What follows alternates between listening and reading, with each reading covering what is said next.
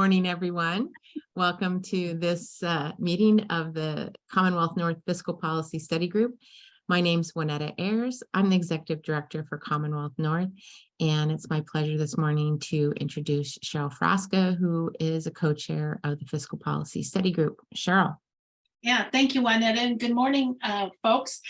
Great to have you with us today as we get geared back up, given the legislature's in session, and we really appreciate each of you taking part of your Friday morning, either to kick off the weekend or end the week. I don't know which it's an indicator of, but thanks for joining us. And Dan Sadler, I see you're with us too. Great to have you listen in and participate as well on your return to Juneau. And I don't know, Jennifer Johnston, are you on here somewhere? But Jennifer's our new co-chair of our Fiscal Policy Study Group. So we're going to appreciate the insights that she provides to us about budget stuff. So with that, I'm going to turn it over to Alexei Painter, who is the director of the Legislative Finance Division, which is the I know all of you guys know this, but you know, they're the sort of the nonpartisan experts on budgets and provide counsel and keep track of all the records and transactions and decisions by the legislative House and Senate finance committees, as well as the legislature themselves. They publish great reports on their website, Leg Finance, under the legislature's webpage, which tremendous resources if you ever really want to get down into the nitty-gritty, down to each transaction that the committees decide, so on the budget. So great resource. So with that, Alexei, we really appreciate your taking time this morning to talk to us about the Leg Finance's perspective on the governor's proposed budget. Last week, we had Neil Steininger from OMB talk about it from the governor's office perspective. And so we always appreciate your additional insights into not only what they say, but what it means.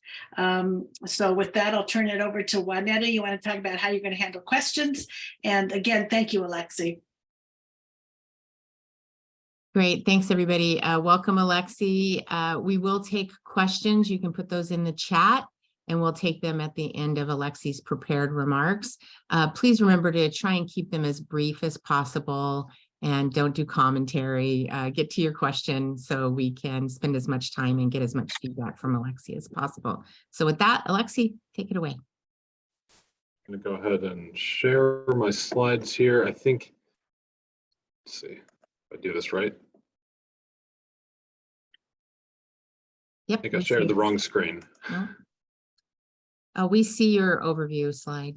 Okay, that's weird. I see that I'm sharing my Zoom homepage, but I guess it works. Okay, so you heard from Neil Steininger last week, who talked probably more about the specifics of the governor's budget. That's their budget to present. I'm going to talk more about the fiscal situation and how the governor's budget fits into that broader situation. So before we start on this year's budget process, I'm going to recap a little bit of last year. I know I spoke to this group, September, something like that. So, you know, a little bit has changed since then. Some of that might be review for this group, but may be valuable to recap, look at the fiscal outlook going forward, and then talk about how the governor's budget fits in both FY24 and beyond. So this is a bit of a lot of lines on this slide. So let me explain this. This is what we call the sensitivity chart. When we have a budget that relies heavily on oil, you know, Leg Finance tends to encourage the legislature not to pay too much attention to a particular price of oil, but rather to look at how the budget works at a variety of prices. So when we left session last year, the Department of Revenue's forecast was for $101 a barrel in FY23. Now it's $88.45 per barrel. That forecast at this point is a bit over a month old, but is still looking fairly accurate. But you have to keep in mind that at the current price, for every dollar change in the price of oil, that's about $70 million of revenue. So while a $1 movement in the price of oil may not seem like a lot, and it's very difficult to get the price nailed down to that point, it can affect our budget very rapidly because of that sensitivity. And as we go into the next few charts, you can see how we're sort of right on the edge in FY23 right now. So right now we're looking at a fiscal deficit in FY23 of 422.5 million. That's actually made up with a combination of transfers from other funds and revenue replacement from the American Rescue Plan. So the actual break-even point at which we don't have anything to fill the deficit anymore is $87 a barrel. So below $87, we would not have a deficit filler. And I guess I'll move on to the next one. So the legislature's budget had transferred the FY22 surplus into the statutory budget reserve, about $1 billion, and proposed to use that to fill any FY23 budget. The governor vetoed that transfer, leaving only 20 million in the statutory budget reserve. So our deficit filler that the legislature planned on, the SBR that's available with a majority vote, instead only has 20 million left, and so we're on the edge. And so again, that 87 million, or that $87 a barrel price balancing point, is before supplementals. The governor is going to come out with a supplemental bill next week. And that may eat into that room. It may move that break-even point up to where it's very difficult to avoid a CBR vote in FY23. So last session, with expected much higher oil price than previous years, there was a significant increase in spending. This table compares the 2021 session, so regular FY23 or FY22 appropriations as well as supplementals, to the 2022 session, which is the FY23 budget as well as FY22 supplementals. And the reason I'm comparing in this case from legislature to legislature is to really show the impact of that added revenue. Some of those expenditures that were appropriated last session were made supplementals just because to make the budget numbers work a little better, but they were really all due to the same oil price spike. So altogether, before even talking about the PFD and energy relief payment, the budget passed by last year's legislature was up about 36% above the budget the previous year. Most of that growth was statewide items, and a lot of that was one-time items, which you can see a listing of some of the large ones at the bottom. And then the other area of growth was the capital budget. We went from a capital budget of about 260 million to nearly $1 billion spread across the 2 years.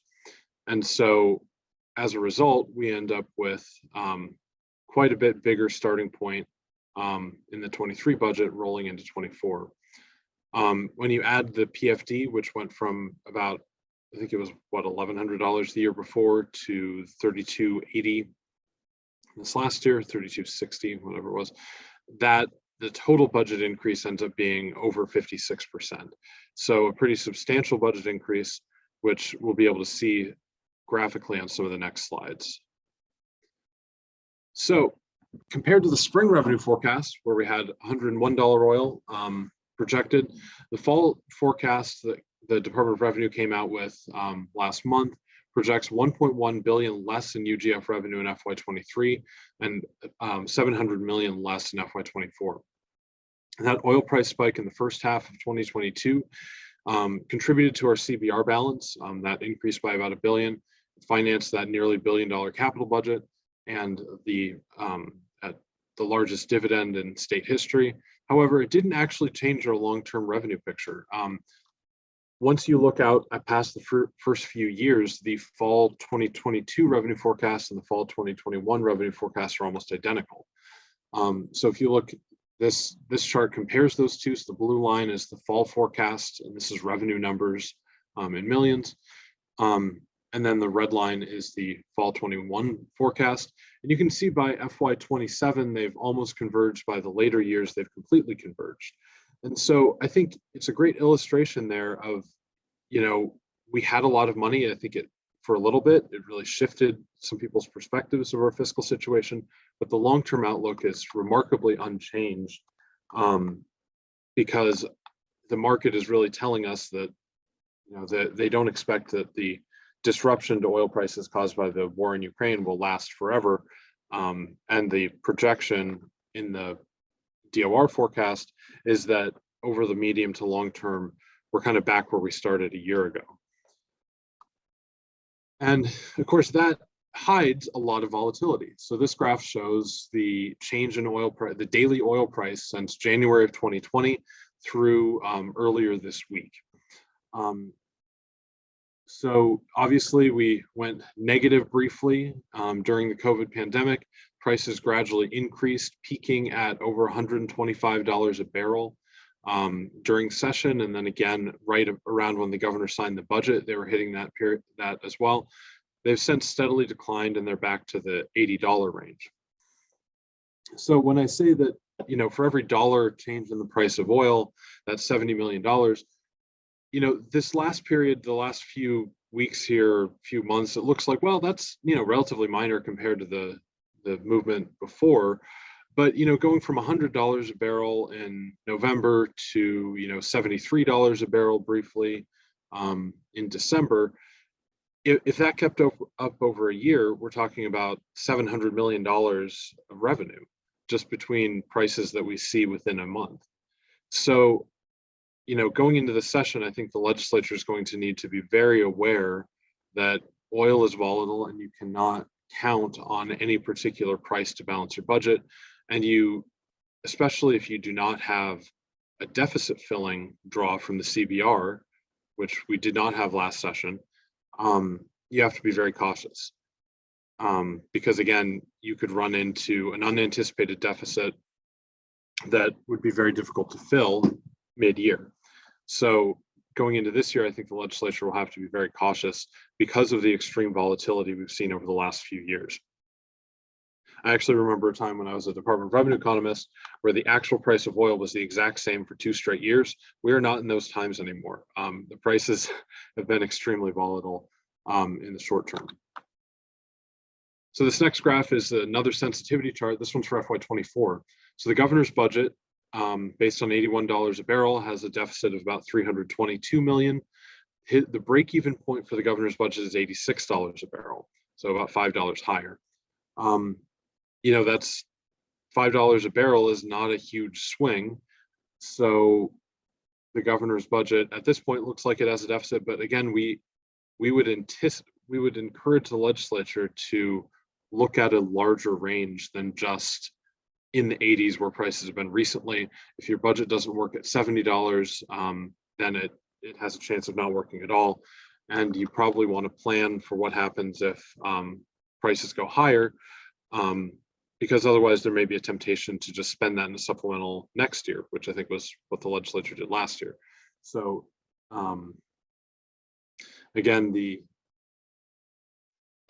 with the volatility, we just really encourage caution heading into this year, not to try to spend up to the maximum amount possible.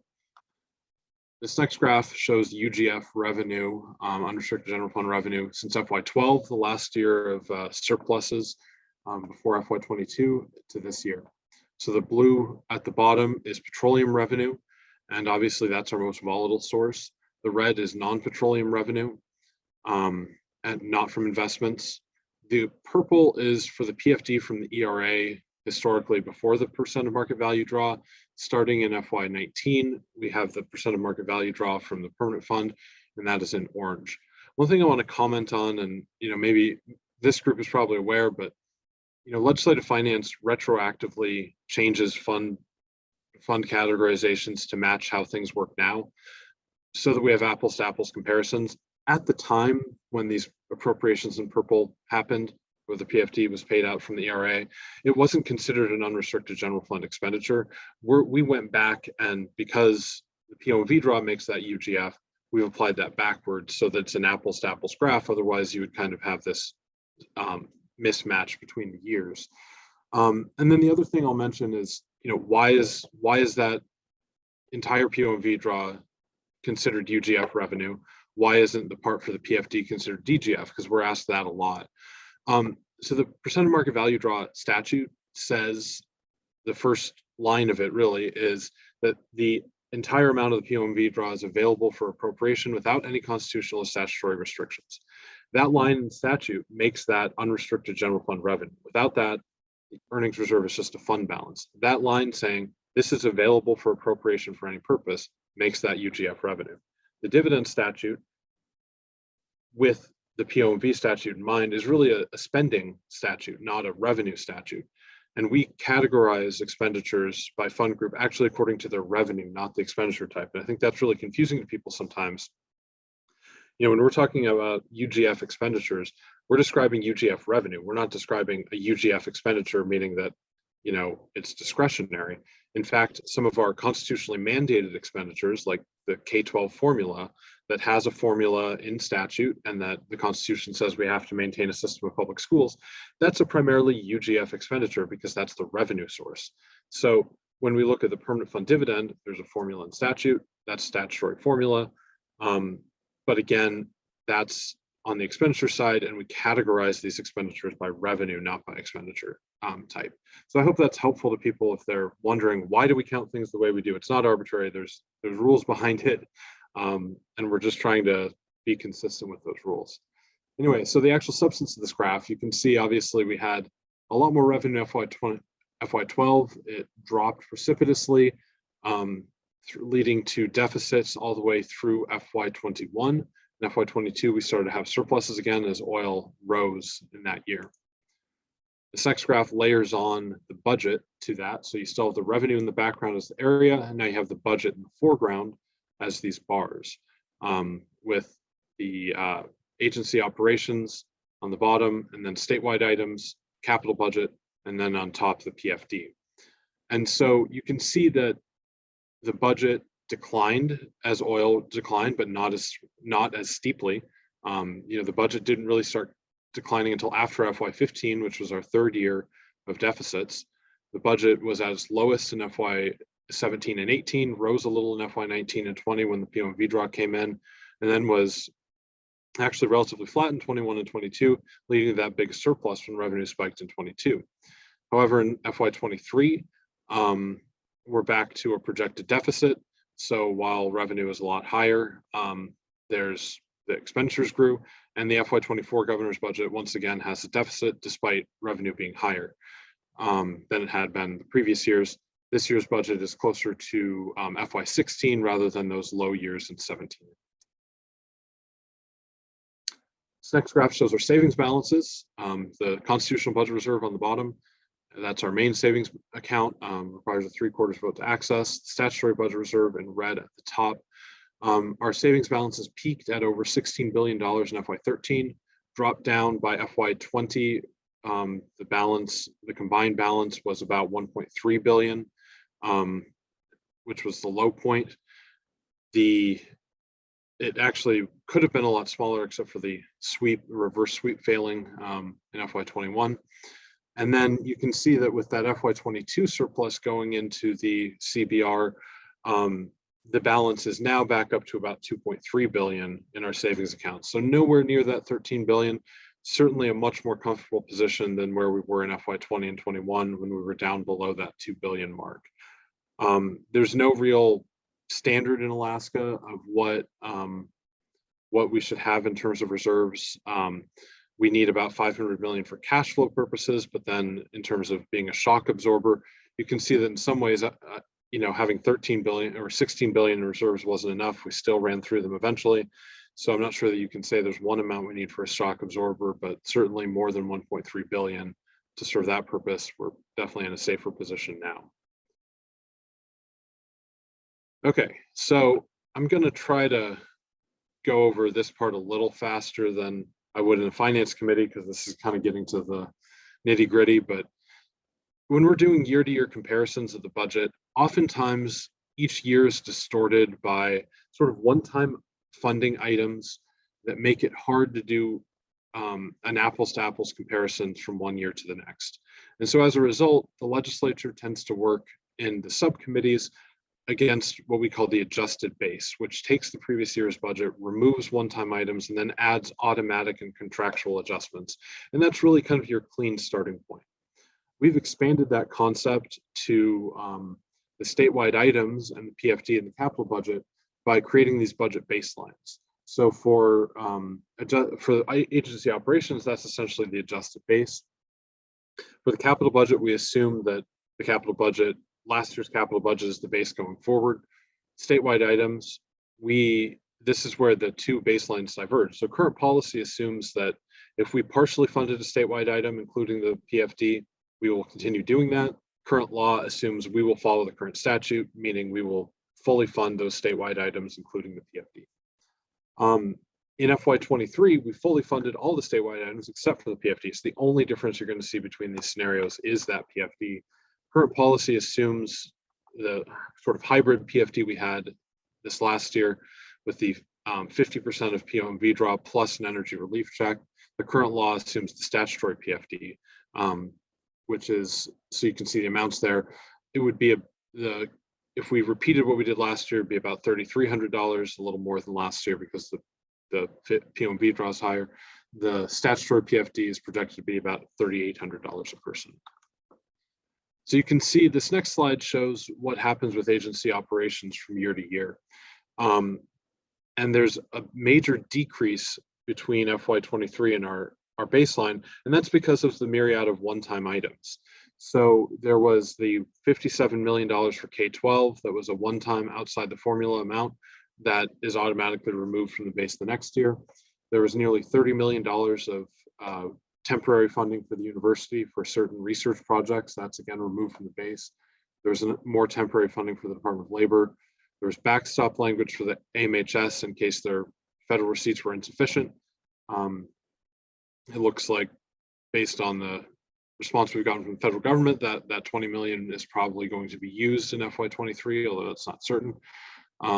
That's not part of the governor's budget this year and is a one-time item.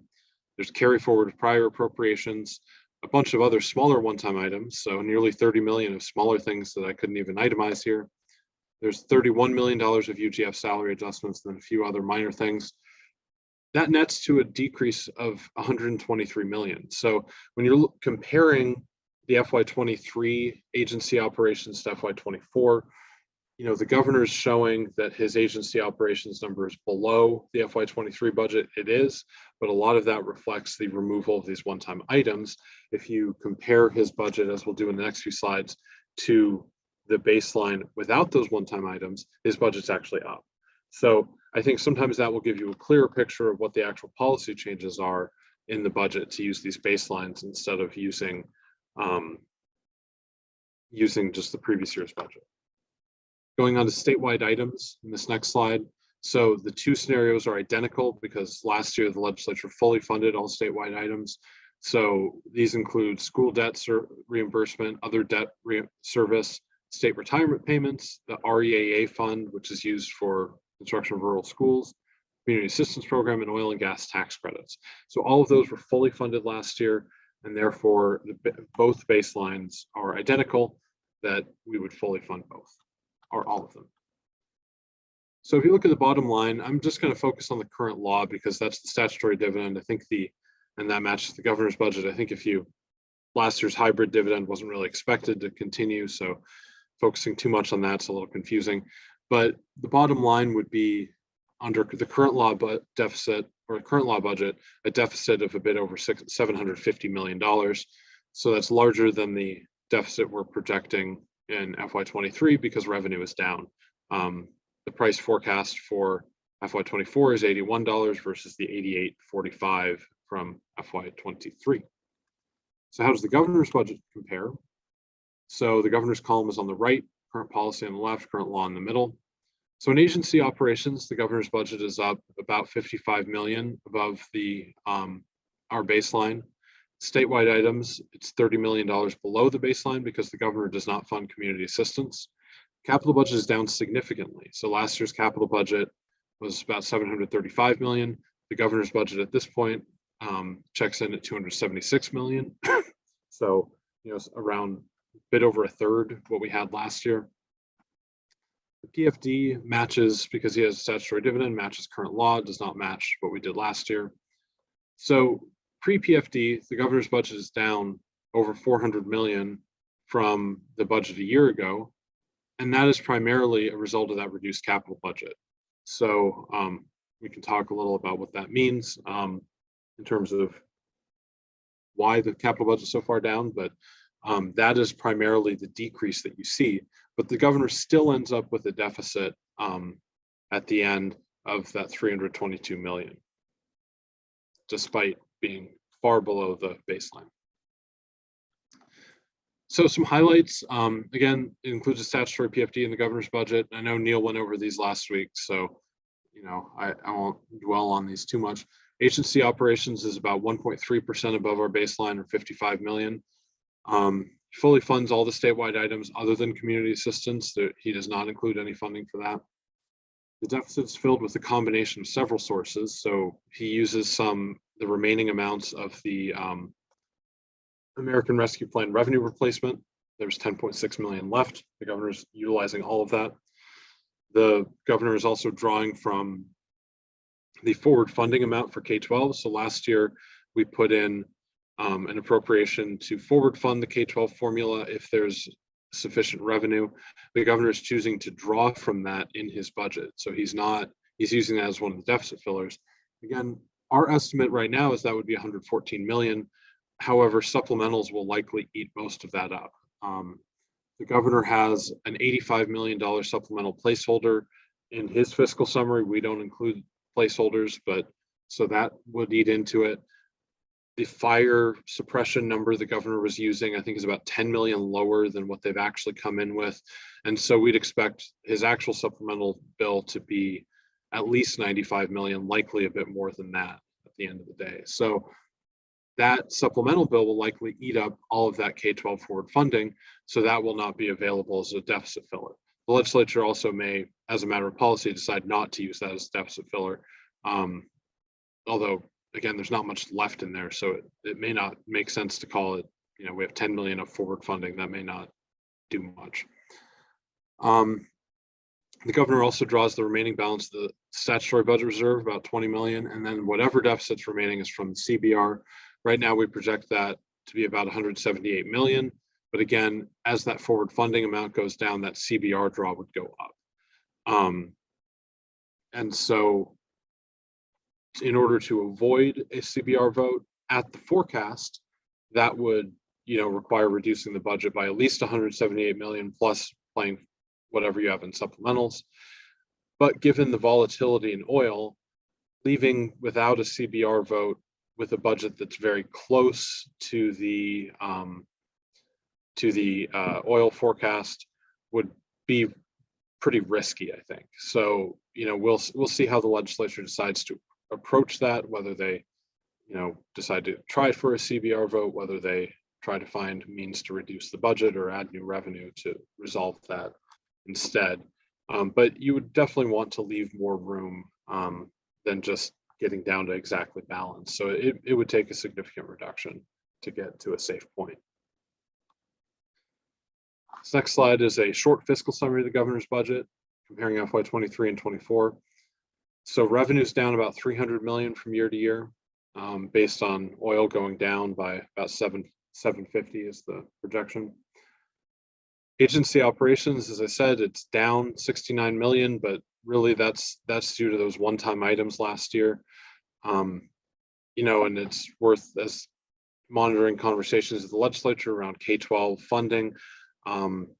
It's unclear what amount will go in, but it may be in excess of the 57 million from the previous year. So, that comparison, that true reduction may go away. Statewide items are down significantly. A lot of that's because of the energy relief check from last year that was counted as a statewide item, not as a PFD. Again, the capital budget down significantly, the dividend up significantly. So the total budget is down about 400 million from year to year, despite a higher dividend. And again, that's mainly the reduction in the capital budget, which is down 458 million. So that leaves that $322.5 million deficit. You can see there's the fund transfers I talked about before, leading to that bottom line of 198 million coming from our savings accounts. And I know I'm going pretty fast. I'm trying to leave time for questions, so I apologize if I'm just speeding along, but I hope to leave some time for questions and not just run out the clock. So I'm just going to keep plowing along. So the next slide is some of the highlights on agency operations. In addition to those one-time items, the governor also has about $21 million UGF reduction by utilizing the higher education fund for scholarship payments. We did not use that in the FY23 budget because we were waiting on the results of litigation about whether that fund would be swept and the results of legislation that changed that fund so it's not subject to the CBR sweep. That ended up happening, so the fund is available now, and so the scholarships are funded back with that higher ed fund, which reduces the UGF budget but has no impact on the total budget because it's just a fund source change. The governor right now has a $20.7 million UGF increase to Medicaid. 2.6 million of that is to expand postpartum coverage to 12 months, which many other states have done recently. There's 18.1 million for projected changes in utilization, inflation, and an earlier schedule for the phase out of the higher Medicaid medical assistance percentage.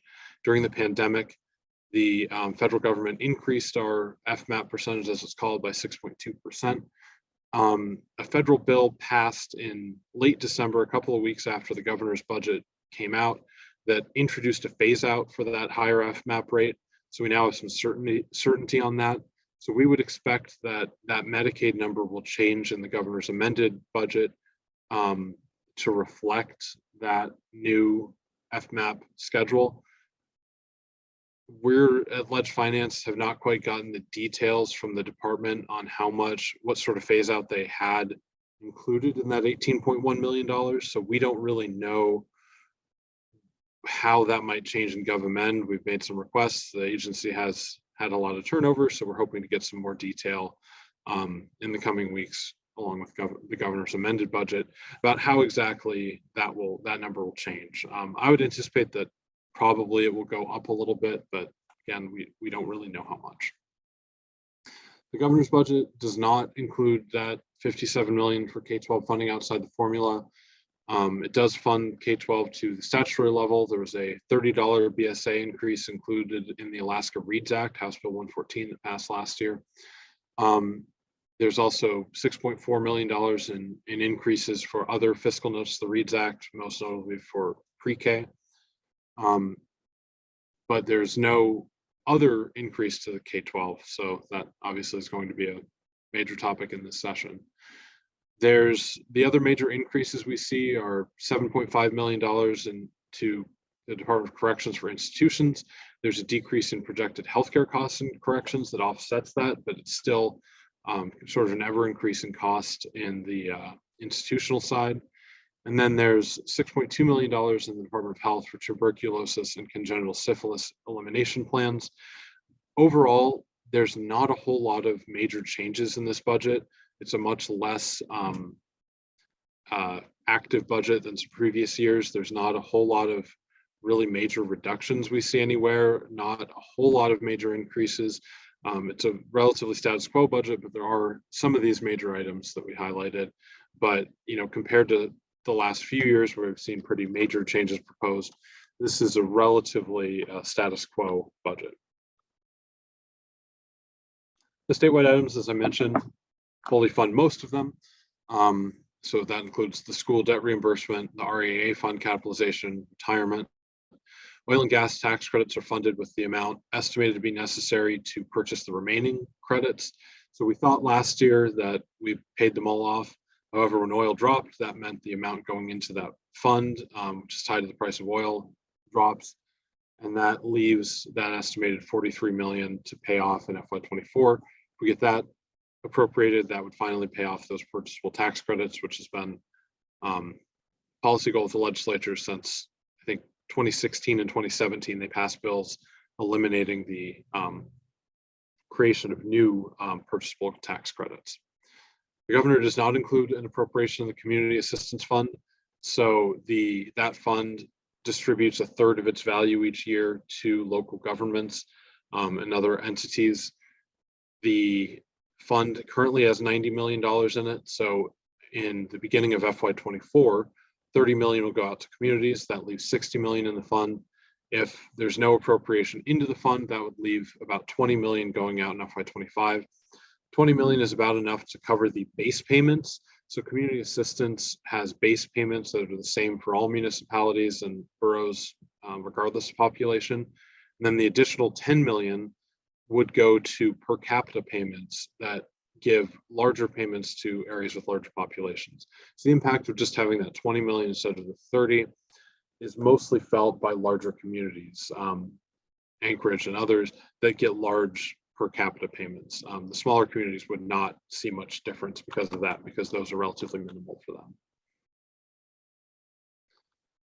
So the capital budget, there's a lot of items on here. I'm not going to talk about them all. I know Neil went through some of the highlights. I think the most important thing to point out is that with the infrastructure bill and other federal increases in funding, the amount of money we need to match federal appropriations has gone up significantly.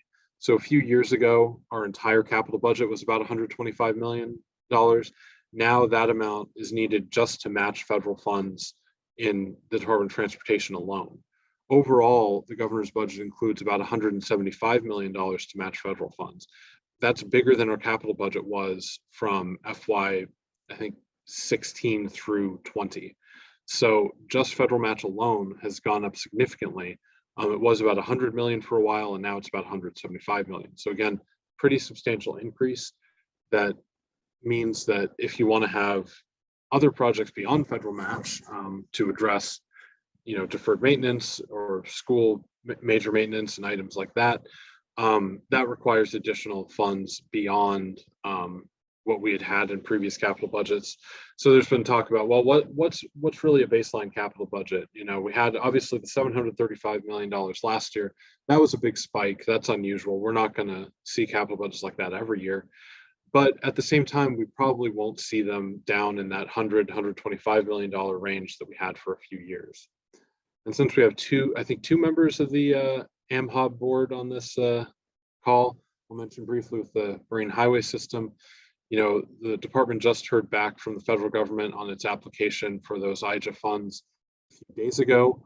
That's not really incorporated in the governor's budget because they really have a placeholder in there waiting for that result.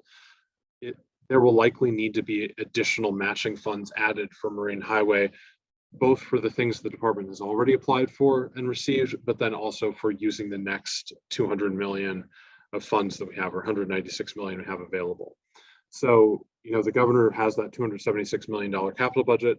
We could easily see that grow just from the Marine Highway to fully utilize that federal funding, and that would again grow that match number. So it's already at 175 for match. If we need to add, 30 million UGF, for example, for the Marine Highway, then match alone is over 200 million. Again, much larger than our capital budget baseline had been before. At this point, the Marine Highway is sort of just a lot of unknowns because we just got that result a few days ago, but that's a significant sort of outstanding item in the governor's budget where he just put in a placeholder knowing that that information would come later on. And we're expecting that at the governor's amended budget on day 30 of the session, we'll have a much clearer picture of what that funding will look like going forward. Okay, now we'll switch gears. I think I can get through this and leave some time for questions to talk about the long-term outlook. So when we're modeling the long-term, legislative finance basically takes the current year's budget and grows it with inflation. That seems to be, to us, the most neutral baseline is what we've already appropriated, rather than trying to make something else up. So in our baseline model, deficits go from about 900 million in FY24 to 2.3 billion by FY32, which would drain the CBR within the next few years. The governor's 10-year plan, therefore, makes quite a few policy changes relative to the baseline to reduce the deficit.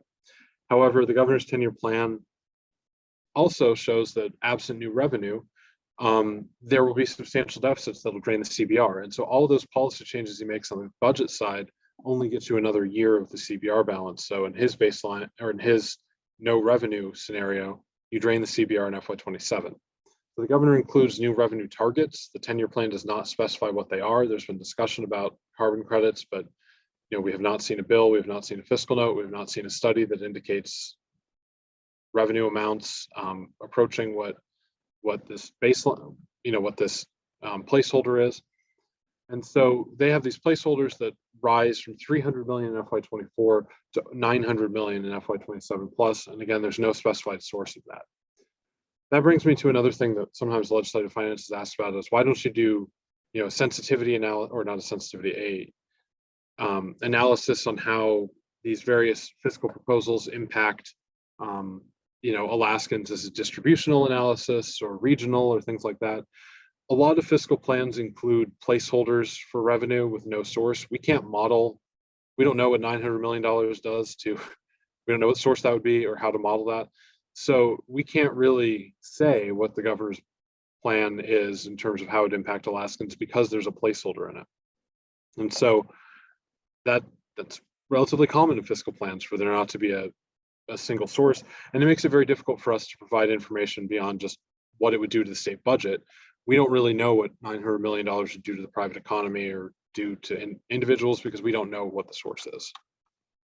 So this model, kind of bleak, shows our the baseline if we just take last year's budget, that FY23, and then grow with inflation going forward. On the top, we have the projected deficits. So again, starting at almost 900 million, growing 2.3 billion. The left side, you have bars that represent revenue. The line represents the budget. These yellow indicate that we are drawing from the CBR or SBR. The red indicates that we're drawing from the ERA beyond the POMV draw. And the right shows our savings balances. The CBR and SBR in yellow at the bottom, the ERA in green. One question we've gotten is, why does the ERA appear to drop so much from FY23 to FY24? The answer to that is inflation proofing. So last year, the legislature put in the statutory inflation proofing amount. It was estimated at the time to be 1.1 billion. That's based on calendar year 22 inflation. We know that, and that was based on the projection by our investment advisors that inflation would be 2.25%. We know that inflation was a little bit higher than that. It was about 8%. And so as a result, we're projecting that inflation proofing transfer will actually be about 4.2 billion, not the 1.1 billion projected during session. So if you've ever been to the Senate Finance Committee room, you can see those large checks for $4 billion. The legislature actually wrote a bigger check than that last year, but it was just the statutory inflation proofing. That results in a substantial drop in the ERA balance from 23 to 24 as that inflation proofing transfer occurs in FY23. Okay, so then the governor makes several policy changes in his 10-year plan. He's aware of, that bleak picture. So one is that agency operations don't grow at inflation of 2.5%; they grow 1.5%. And actually, as we saw, 1.3% in FY24 rather than 1.5. He assumes that we continue to not fund that PERS and TERS healthcare contributions. That's kind of a technical point, but essentially the healthcare side is overfunded. So the ARM board has made year-by-year decisions to not fund it. The legislature last year tried to take that amount we saved because of that and put it in the pension side that's underfunded. The governor vetoed that. But again, the ARM board is taking that year by year, so we don't build it into our baseline, but they do. The governor does not ever have UGF funding for community assistance in his model. There may be some PCE funding, but with the expansion of the PCE program last year, we expect less to be available from that fund for community assistance going forward. So UGF will be required to keep that program funded. The governor's capital budget, goes down from last year's 700 million to 276 million, then drops again to 220 million in FY25 and grows at 1.5% a year rather than with inflation. Again, that results in a much smaller capital budget than our baseline. There's a couple of non-policy differences in our model. The governor assumes that supplementals and lapsed appropriations balance out. We do not assume that. Ledge Finance uses a $50 million net number that is based on some historical averages. We also include a placeholder in our model for new school debt being paid out once the current moratorium on school debt ends in 2025. The governor just uses the current school debt schedule, which essentially assumes that despite the moratorium ending, no new school debt happens. So we think adding that placeholder increases accuracy. That was something that the Fiscal Policy Working Group actually suggested to LFD 2 years ago, or a year and a half ago, whatever that was, as a change to a model that we've kept up, because I think that does better reflect our expectation of current law. So this next slide compares the baseline, which is last year's budget growing with inflation, to the governor's budget. And so it starts out about 550 million below. Again, mostly that's the capital budget. And because of those growth rates, the 2.5% inflation versus 1.5% in the governor's budget, that gap increases over time to nearly $1.3 billion lower than the baseline by FY32. So the governor's 10-year plan calls for quite a bit more restraint, fiscal restraint going forward than the FY23 budget showed. So without new revenue, this still results in massive deficits, as the governor's 10-year plan shows. So, the governor has the deficit this year. When you add the supplemental placeholder, that gets even bigger. The deficits increase to, over 1.1 billion by FY30, absent new revenue, which would drain the CBR still in FY27, as the governor's 10-year plan says, and result in overdrawing the ERA. So again, the governor's 10-year plan with no new revenue results in these substantial deficits. So the governor has his new revenue targets, which are 300 million in FY24, rising to 900 million by FY27. And those roughly balance the budget. We show a little bit of deficit still in FY28 plus because of that school debt and supplemental placeholders that the governor doesn't have in his 10-year plan, but it roughly balances the budget. The CBR lasts, there's no unplanned draws. The CBR balance remains at about 2 billion. So those new revenue targets, we would agree with the governor, those are about the right level if you're trying to reach the expenditure level that the governor reached. And so, the last few slides basically match the 10-year plan's own modeling. We just want to sort of illustrate for you and for the public and the legislature that our modeling shows the same things. The numbers they're using, those assumptions we think are reasonable. We think their modeling is valid, and the conclusions in the 10-year plan that meeting that level of expenditures requires that level of revenue, we would say those are reasonable assumptions. So with that, I will open it up to questions. I still have a little bit of time. Tried to go pretty fast, but yeah, I will go ahead and open it up if there's any questions for me. Okay, thank you, Alexei. Let me stop the share here. All right, so again, you can put your questions in the chat, and we'll start off with a couple of quick ones. I think that Marge Stone King with AARP is on with us, Alexei, and she's asked a couple of questions. One of which is, you've discussed the volatility of oil and resource revenue sources, and theoretically the POMV sort of with the 5-year averaging and the restricted draw averages that out from our other major revenue source, but obviously there's concern about recession and market volatility. Can you speak to maybe any other underlying assumptions that are used to anticipate some of those kind of market volatility issues? Yeah, so we have two main revenue sources at this point. Oil, we know that's super volatile, and then the POMV draw. Investments are very volatile. The value of the permanent fund, the income will change, but that 5-year POMV draw is relatively stable despite that. So, we saw pretty big swings in the market in FY20, 21, and then FY22. FY21 was the best year permanent funds ever had. FY22, they lost money. Despite that, the POMV draw, those yearly changes were in the tens of millions as a result of those massive swings in the market. So with the POMV draw, those year-to-year volatility does not make a huge difference. Where the year-to-year volatility could make a difference is if there's a sustained downturn, we could end up with an ERA balance issue, because as we've seen with high inflation, if we keep appropriate inflation proofing, that can result in a large amount of money going from the ERA to the corpus. And then those POMV draws, while they're very stable, that means if you have sustained down years in the market and we realize less income for a while, that can slowly drain the fund. So, that's really the biggest area of concern with investments, is not that the actual POMV draw necessarily would go down, it's that we wouldn't have enough money to make the POMV draw.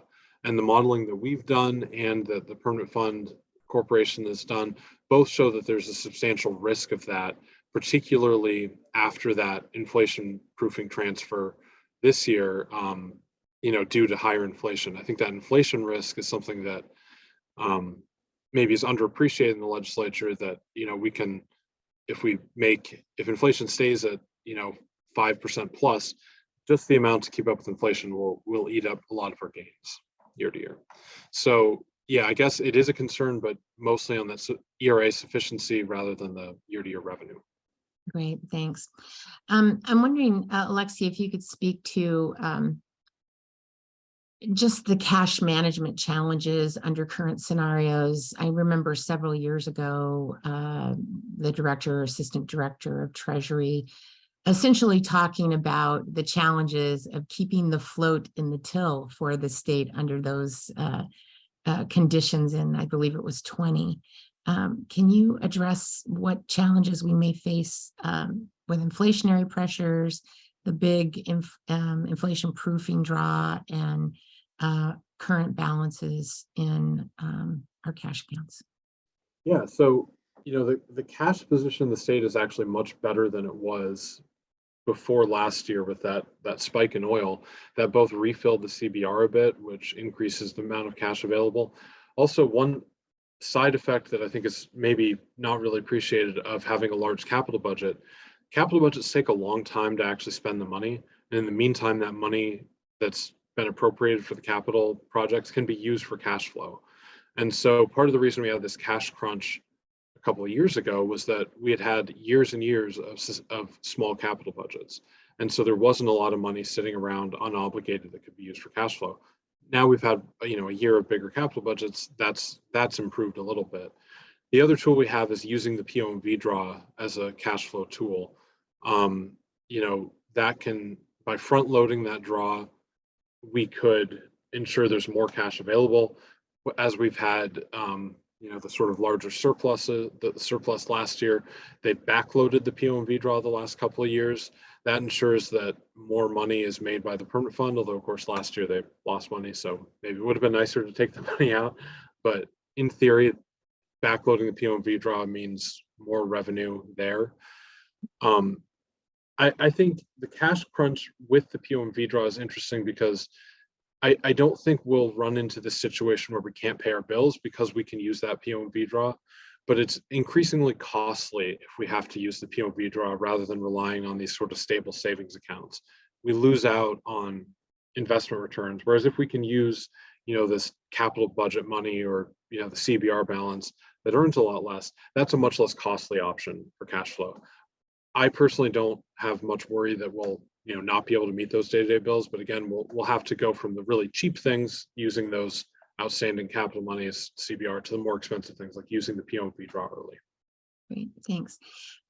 Marge Stone King asked a follow-up question regarding the 10 million in ARPA funds that the governor has used as part of his revenue sources. And she's asking if you can elaborate on what that's allocated to. So he's just using it to replace lost UGF revenue. One of the uses of that's allowed is revenue replacement based on our lost revenue actually going all the way back to like calendar year 2020 or something.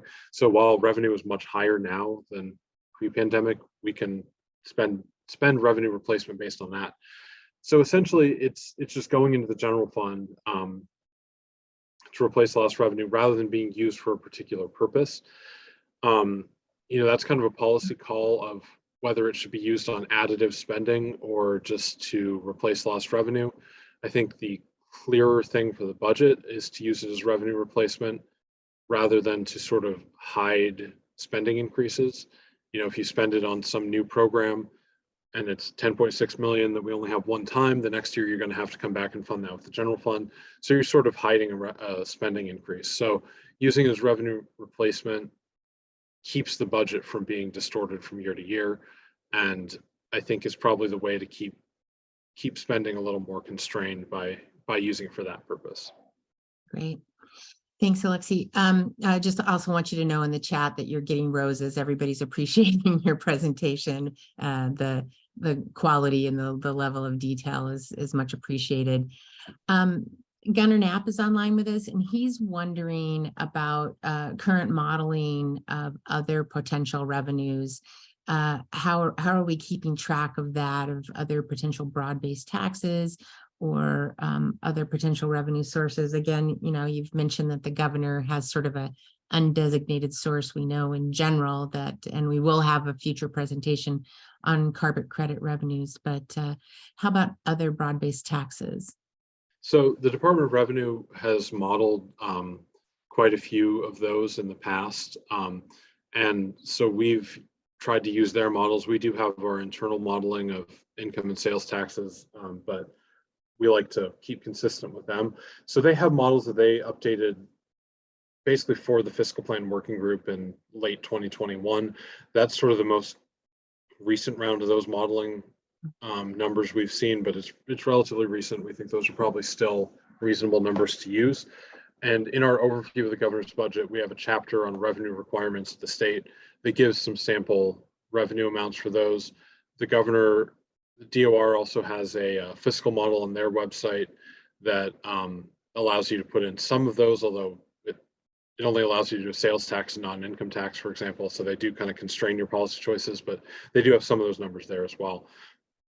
So we have modeled them. It remains sort of a policy choice of which revenue source to pursue, but we do have numbers available. Great, thanks. Yeah, I do recall that Commissioner Mahoney, before she retired, mentioned that the department had added a tool where you could model some of those broad-based taxes, which was similar to a previous effort we had made called Budget Choices, where people could push all the levers and see what it did to deficits or surpluses or what have you. Representative Sadler is online with us, and he's telling us that they're hearing sort of a two-pronged approach to BSA, one of which is a significant increase, and then also looking at a way to inflation proofing. And could you speak to what that would mean with regard to education funding and other regular funding obligations? And I guess just in general, from a policy standpoint, when we have something like the BSA that isn't indexed in some way, creates these sort of ongoing policy conundrums about how to keep pace with costs. Yeah, I mean, that's getting into kind of policy choices I can't really comment on, but I will say that the current formula we define in statute, basic need is X. We have is $5,600 or $5,690 per student. That number is not the result of some objective study that the legislature did about the required funding. That's a result of political choices that the legislature's made. And to change that funding number requires a substantive bill.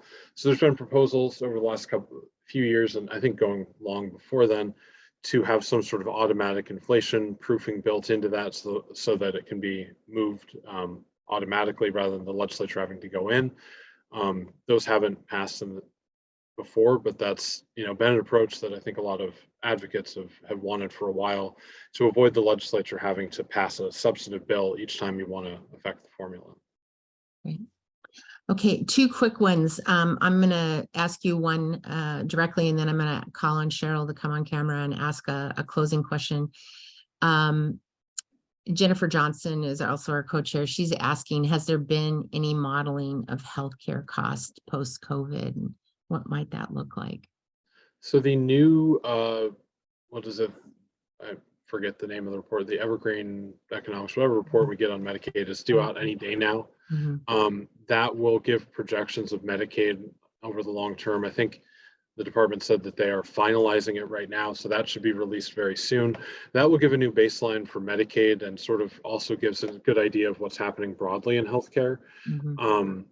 And I think that report is really useful because you can compare that to what the governor is proposing in terms of policy choices about how he wants to try to bring the costs down so they're not paying that. So last year, I think the number that they had was 4.2% for long-term Medicaid growth absent policy changes. And so, that I think is a really useful baseline. And again, we should be expecting that any day now. Okay. I actually lied. I'm going to ask one more before I call on Cheryl. You've talked a little bit about the capital budget and of course, substantial decrease in the neighborhood of, plus 60 plus percentage points from last year to this. And in the face of all of the opportunity that is presented by the IIJA money, is there any analysis about foregone opportunities about what we may be giving up with regard to if we're not able to make the state match of 20%? Is there sort of a global analysis or some maybe departmental breakdown? Because it's not just transportation, it's other things as well. We're actually not aware of any IJA funds other than that AMHS money that is available to the state that the governor is not maximizing. And the AMHS ones, I think that again was a timing thing. So we are not aware of any that he's not spending. There may be local opportunities that we could match in some way, but we don't have a great handle on money available for the local governments as much as the state. We've been tracking the federal appropriations and really have not seen things that the governor is not taking advantage of due to a matching requirement. So at this point, other than that AMHS funding, he is maximizing it. And that's why we're seeing match go up so much, is because it just requires a lot more to match all those funds. So with the 285 million that Senator Murkowski announced yesterday, if my rough numbers are right, that would be at a minimum a $72 million match requirement. So you're expecting to see that in the governor's supplemental with some adjustments up and down the budget too. Yeah, I would expect that. So on the operations side, we had budgeted, I think, about 83 million of federal funding. We're actually being able to spend, I think, 46 million. So there's going to have to be a fund source change there. We have $20 million of backstop that gets part of that, but there's going to need to be another fund source for that as well. They also have the ability that the legislature gave them last year to carry unspent operations funding from the previous calendar year 22, into calendar year 23. Given the difficulty actually running the schedule that they were funded for, there may be substantial carry forward available that could offset some of that operating side. On the capital side, a big chunk of that is going to the Tustamina replacement. We had already appropriated 22 million for match, so the remaining amount for that is about 17 million. And then we appropriated money for vessel construction or vessel design that we did not provide match for, so we will have to provide there. So for 23, the supplemental, there may be a lot less added match needed than I think it may look like on the surface because of using that Tustamina match and utilizing the backstop we already put in the operating side. So maybe we only need 20 million in FY23. The difference would be FY24 with the next year's $196 million appropriation, where they haven't applied for that yet.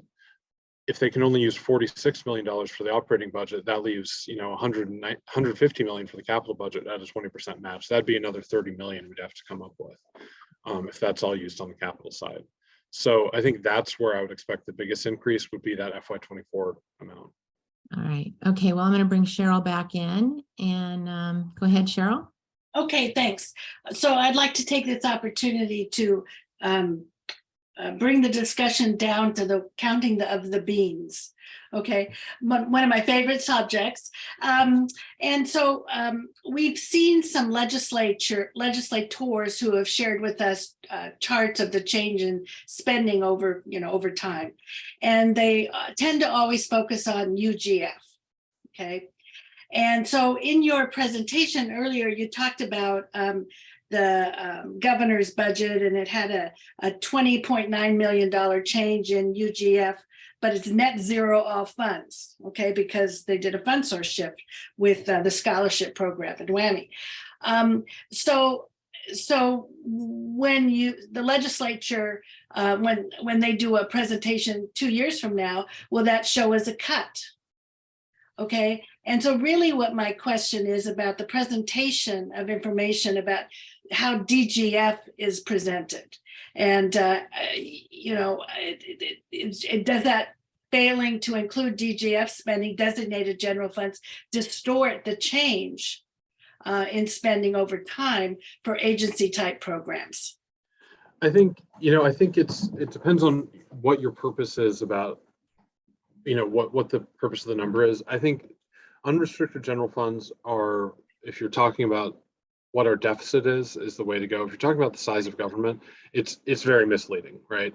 And so we encourage, depending on what your purpose is, to not just use unrestricted general funds, to use all general funds and even all funds if you want to understand the true size of government, especially when you have a lot of these one-time things, you know. So the governor's budget last year included a number of fund sources from DGF to UGF as a result of the CBR sweep.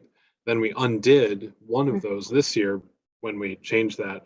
The size of government didn't change throughout that. You know, it's 34 million up last year, 21 million down this year in UGF. But again, the size of government didn't change as a result of that. And so, you know, when we're looking at the agency level, in the subcommittee level, they tend to look at all general funds. That's how our agency budget history graphs for agencies look, because that's really a better comparison of the true size of the agency's budget. And when we're doing this sort of conversation, we're kind of looking at the fiscal situation, which UGF matters. But yeah, we really do encourage the legislature to look beyond that, especially if federal funds are being used for things that may become UGF in the future. There's a lot of that in the DOT budget right now because of the airport money that was available from COVID that's running out now. That's just going to cause a rebound in the UGF budget again when you're using temporary funds to expand services. So yeah, we definitely encourage legislators to keep that larger view in mind, particularly when you're looking down at the agency level, because I think if you're just looking at UGF, you can often miss what's happening in the agency budgets. Great. Well, that's great news. Thank you, Alexei. So are those, do you have charts on your Leg Finance website that include all funds or for comparison purposes? Yeah, so they're not up yet. They should be hopefully by the end of today. We have our budget analysis tools that we update, and that includes historical look back graphs that cover both just all general funds and then all funds for each agency. So those, you know, I think are really helpful for the subcommittees to really see the changes in the size of the agency versus just their general funds or unrestricted general fund only.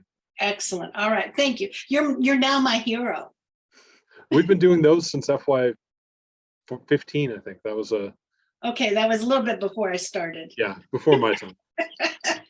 Great. And also I'd like to do a shout out to Pat Pitney, who's been with us for the whole meeting. Pat, thank you for joining us. And this must be a little reminiscent from your year at Leg Finance and your OMB years, and now in your new role. So thank you for joining us. Absolutely. And I want to compliment Alexei. I think he's the absolute right person for that job. In fact, he was my first call after the call to get this job. He was my first call, and I was like, "You're going to apply for this, right?" No, but it's very informative, and you know, I will never lose my interest in the overall state budget. It's you know, I think we're in a situation we're going to limp along in the same way, having the same issues suck the air out of the room for the next 5 years. So I know. So well, it gives us something to talk about with our Commonwealth North Study Group. So okay, but it's very clear. Alexei did a good job of making it very clear that yes, we can continue to limp along.